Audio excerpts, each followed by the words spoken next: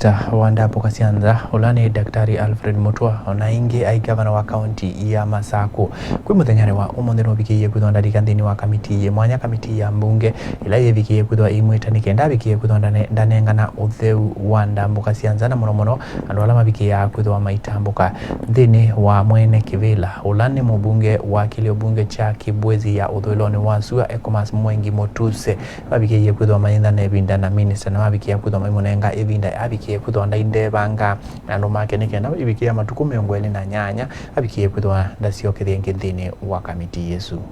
Now invite you, CS Foreign and Diaspora Affairs, to make your representation. I know the last time you were here, you were seated right before the committee during your vetting. Today it is a different scenario. And for purposes of the committee, in terms of declaring interest, the CS Foreign and Diaspora Affairs was my boss for many years and was also the party leader before he became the cabinet secretary of the party that on which I'm elected to parliament. That's important disclosure. So that, but of course, none of that conflicts and none of that affects my participation in the matters that are before us. Because of the respect that I have for parliament, we received the invitation letter yesterday. I think it got lost in the system somewhere before it got to our offices. So we received the letter of invitation last evening and yesterday afternoon, late afternoon, and I was informed this morning. And I thought it is not prudent for me to start writing a letter saying that I cannot make it to this committee or I'm not ready while I'm still in town. I thought out of respect it is better for me to bring myself and explain that because we just received the letter, we are not in a position to make any presentation because we also have not had any caucusing with our colleagues from the Attorney General's office and the Treasury.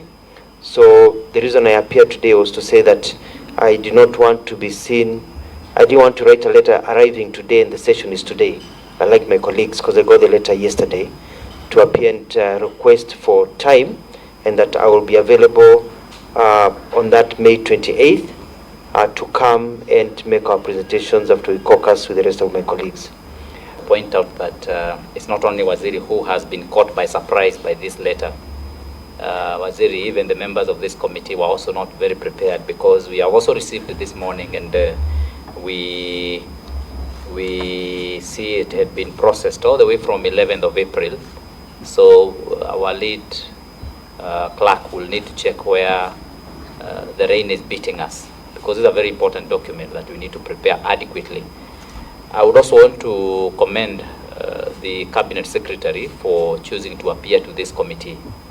I think it's something we take positively and hope that the Cabinet Secretary in the Cabinet sittings can also persuade other Cabinet Secretaries who have perennially been unavailable and too busy for committee work to take on that attitude.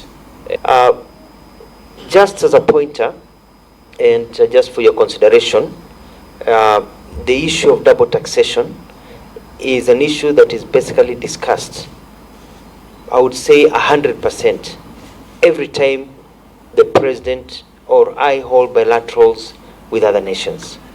It is an issue that has stopped a lot of funding coming to this country from the Japanese, the Germans, the Chinese, the Americans, and a lot of other organizations because of that issue of double taxation. So this is an issue that is very dear to us because we go out there and try to get investors to come, get funding to come to our country, and this funding has been locked up. As we speak right now, I would estimate several million, if not billions of dollars are tied out there, not in this country, because of lack of clarity on the issue of double taxation.